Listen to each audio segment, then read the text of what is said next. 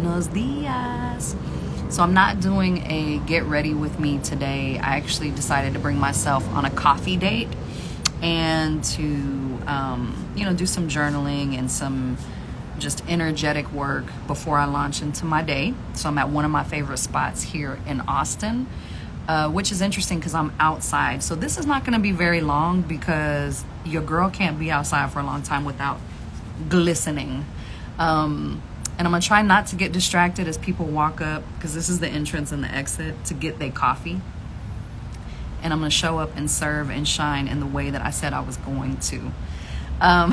So today's message is all about the fact that when you are a music creative and even a music professional, meaning you're not the one on the stage, but you're helping bring music to the masses, you have to be fully on board with the fact that not everybody is going to like you.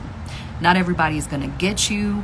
Not everybody, is going to say nice things about you or be on your team. In fact, people will be downright evil, as we've seen in some of these Instagram comments, these Twitter fingers, as Drake said. I don't know what it is about being behind a screen that gives people courage to say stuff that if they were to say in person, people would be like, yo, that's out of pocket. Why are you doing that? And as a music creative and a music professional, you absolutely have to be prepared for that, because it just comes with the job. When you put yourself out there and you put your music out there, it is available for consumption and criticism. And sometimes that criticism is good, like, yo, I really love this track. And sometimes it's not. Sometimes people are going to hate because they hate. I think it was Dita Von Teese that said you could be the juiciest peach in all the land, and it's always going to be somebody that don't like peaches. And it is what it is, right? And I always think about my yoga teacher, Roger Rippey. Many moons ago, I did a yoga teacher training. And in this training, he told the story of a class that he taught and a lesson that he learned. So let's say that this class had 30 students, pretty good class. And Roger Rippey, shout out Roger Rippey, he is an amazing yoga teacher. So getting this class gets started, starts leading people through an amazing practice. And he realizes that there's a person, and I want to say they were right in the front row, that is not feeling it. You could just kind of tell by their energy, by their facial expressions.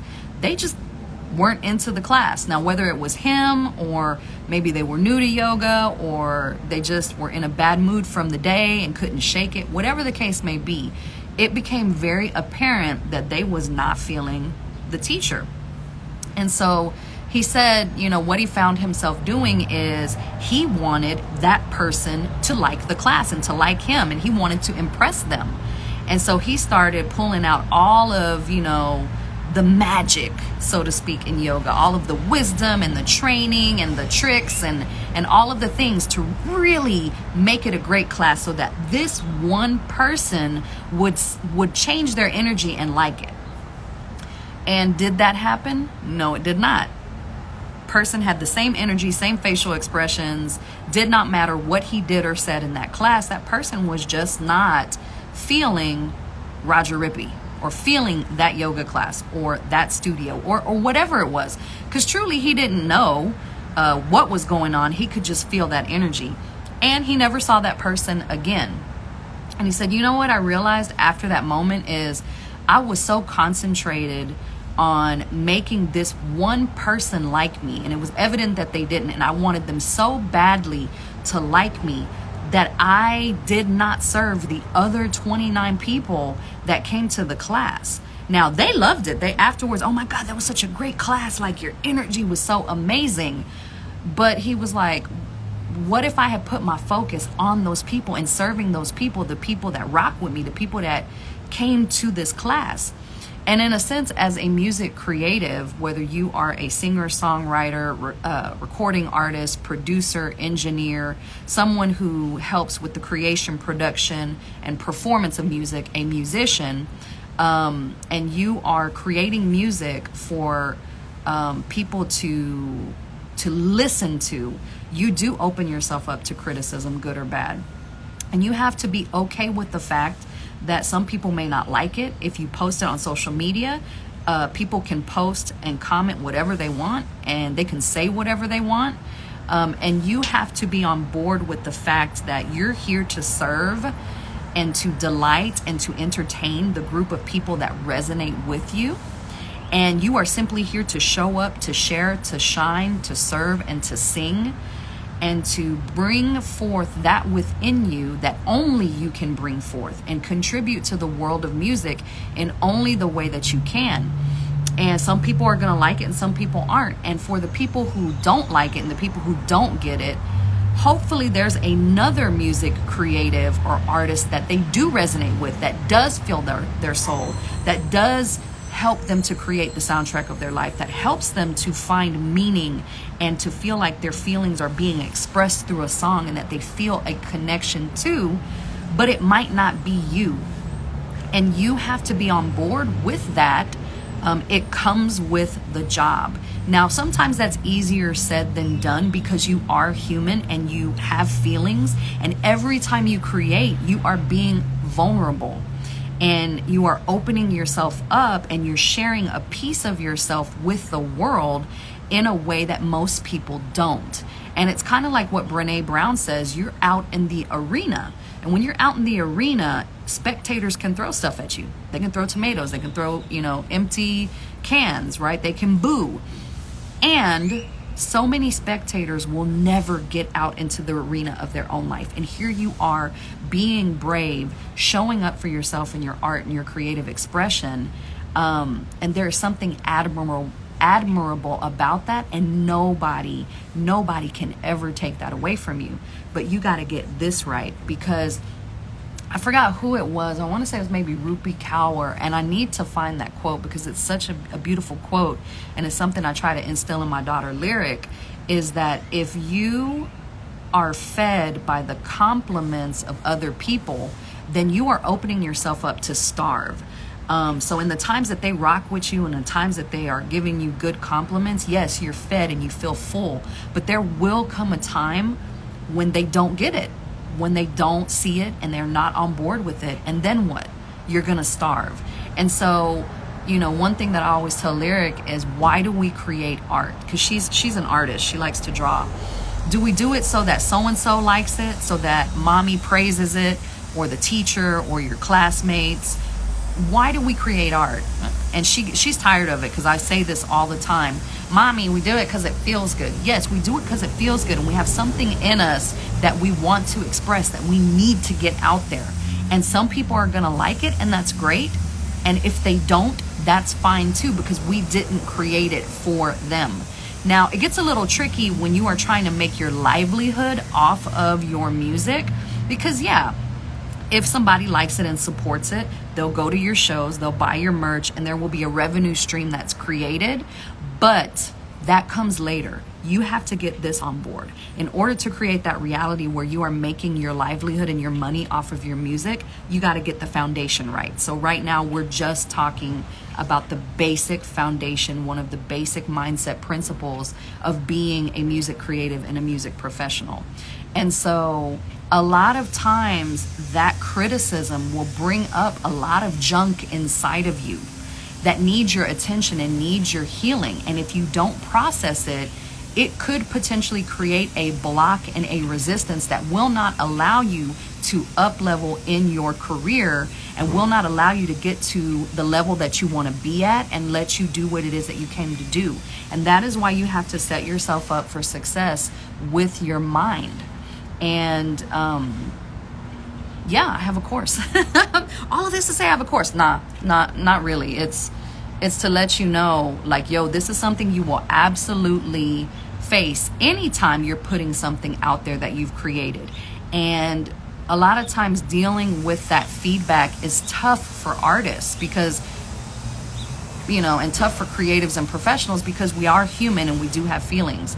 And so I created Mindset Mastery for music creatives and music professionals to go in depth on this topic and what it can bring up and the resistance that it can bring up, and to provide you with the knowledge, training, perspective, and tools that you need to process that and transmute it for the highest good so that you can show up and share and shine in only the way that you can. I'm super passionate about this because I think of all of these key songs that are absolutely a part of the soundtrack of my life, that when I hear them, they take me to a very specific moment and feeling and point in my life. And I imagine, what if that person, or what if that team of music creatives and music professionals had never actually had the audacity and the courage to really put it out there in a big way? My life would be missing something. Yeah, we're all about best practices and revenues and business and leveraging synergies, but a huge piece of this human experience is to feel the full spectrum of our emotions, the highest of highs and the lowest of lows, and music helps us to do that. And so your art and the people that you support them as they put their music and their art out there, that is so important. It is not frivolous. It's not something that, we need to focus in, and because there's a recession coming and we need to get down to business and be practical. No, that is a fundamental part of pretty much every human being's life. And so it is so important that what you have inside of you, that you bring it out, because somebody's going to be blessed by that. And that doesn't mean that you're creating, motivational music. If you want to, do it. And I'm on board with that, and I love that. But you are a vessel through which this self-expression comes through and is able to impact and allow another human being to feel and to have a connection. So that's why it's so important, and that's why I do what I do.